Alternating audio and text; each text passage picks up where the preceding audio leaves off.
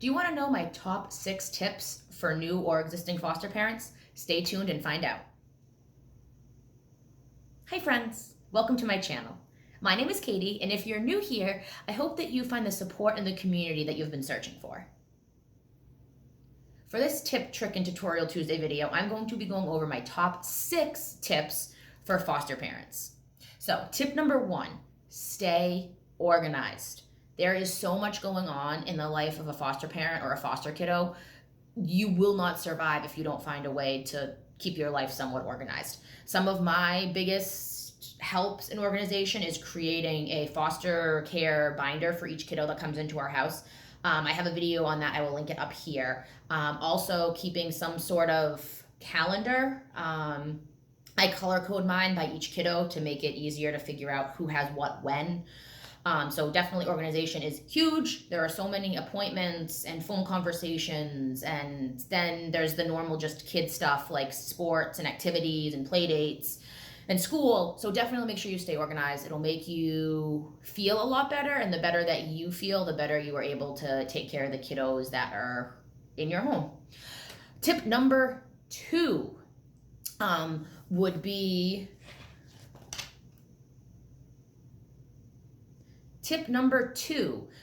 to stay consistent. So whatever your parenting style is going to be and whatever your rules in your home are going to be, make sure you keep them consistent. If you have a kiddo come in and let's say that they absolutely hate doing homework, and you're like, oh, it's okay, we don't have to do our homework, or they have a tantrum and you decide to not make them do it, or you do it for them, or whatever, expect to continue to get that tantrum over and over and over and over again. In order to get behaviors to change, you need to make sure the kiddo understands what the rules are and what the expectations are, and then be consistent with that. Our first placement, when she came in, she had a really, really, really tough time doing homework. She would yell and scream for close to 4 hours to do 1 page of homework. We consistently just stuck with it. We're like, nope, okay, go take some space, go whatever, and then we're gonna do it. But we're not gonna do anything fun until the homework is completed. And it took a couple of months, took a couple of really, really big fights, but now she's at the point where she gets in the car after school and she says, hey mom, can I start working on my homework in the car so that way I don't need to do it later and we can do something fun when we get home. So stick with it. It is so hard, but it is so important. Stay consistent. Don't give in, because if you give in, you are teaching the kiddos that if they yell and scream or do whatever this behavior is enough, then they can get what they want. So don't give in, be consistent. If you promise them something, follow through with that. If you say, hey, we are going to go get ice cream tomorrow night, make sure you go get ice cream tomorrow night. These kids have been through so much and have such a hard time trusting in a lot of cases. Don't give them a reason not to trust you. So whether it's with behaviors and consequences, or whether it's with rewards, or whether it's with promising to play, whatever it is, just make sure if it comes out of your mouth that it is actually going to be what happens. Tip number 3, find 4 positive things for every negative thing. So if you have a kiddo that, let's say, they had a meltdown and decided to throw one of their toys at you, that would be your 1 negative thing. Obviously, there needs to be a consequence for that, but make sure that you're looking for 4 things to outweigh that negative. So maybe it's, oh, I know you got really upset, but thank you for taking the time to talk to me about it after you calm down. There's 1. Maybe after their tantrum, they, I don't know, clean up their room when you ask them to. Make sure you point that out. Every time you have to point out something they did wrong and give a consequence, make sure you're also finding 4 things at some point to point out that they did good and they did right. Because you want to make sure that they are getting more positive feedback than negative feedback. Because if all they're getting is negative feedback, they are going to start feeling like all they can do is negative.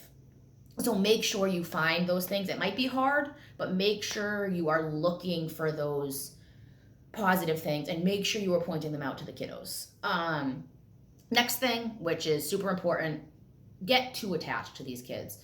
it's hard and it's heartbreaking when somebody has to leave. We had a placement that we planned to adopt that ended up needing to leave because she just needed a higher level of care than we could provide. But get too attached. Love these kids too much. They have been through so much, and whether they're with you for 3 days or 3 years or forever, they need you to love them with everything you have. They need you to be there for them unconditionally. So just don't be afraid of the pain that will come if you get too attached. Be thankful for the time you have together and just sit in that attachment and just love it and just soak it all in for as long as you can. Number 5, also a super important one. Cut yourself some slack. You are not perfect, and that is okay. You don't need to be perfect.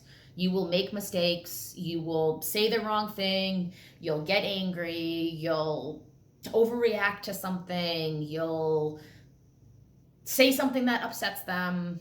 Whatever it is, you'll miss an appointment, you'll miss a phone call, you'll forget about something. It is okay. You are a human, and we make mistakes. I make mistakes. I have made more mistakes than I can count. It is okay. Like, just be okay with the fact that you are not perfect, and it is okay not to be perfect. That was something that I really, really struggled with, but it is okay. I am not perfect.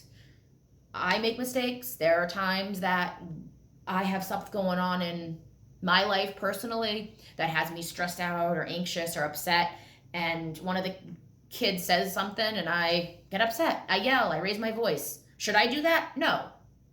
But do I sometimes? Yes. But what matters is what you do after that. Yes, I make the mistake, but then I make sure I let my girls know, hey, I'm sorry, I should not have acted that way. Adults make mistakes too. It's okay to make mistakes.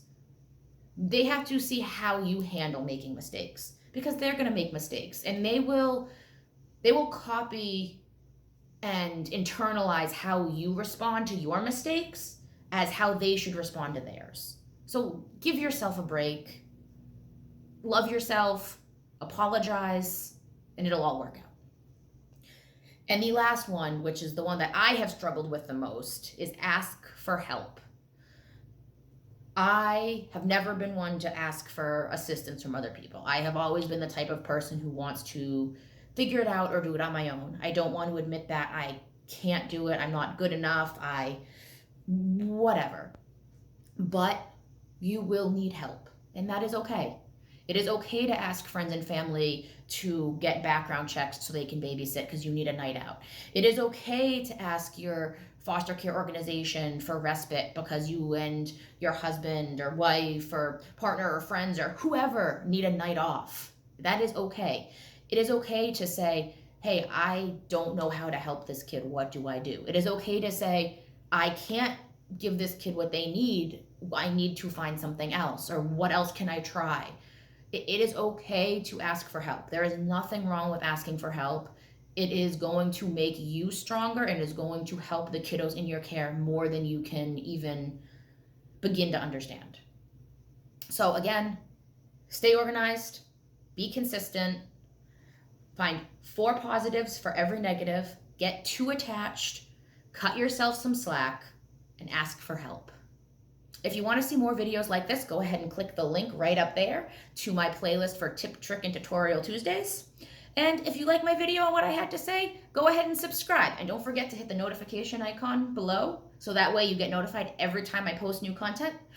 And if there's anything you want to know about me or our situation, foster care, being a mom, go ahead and type it in the comments below, because I'd love to hear from you.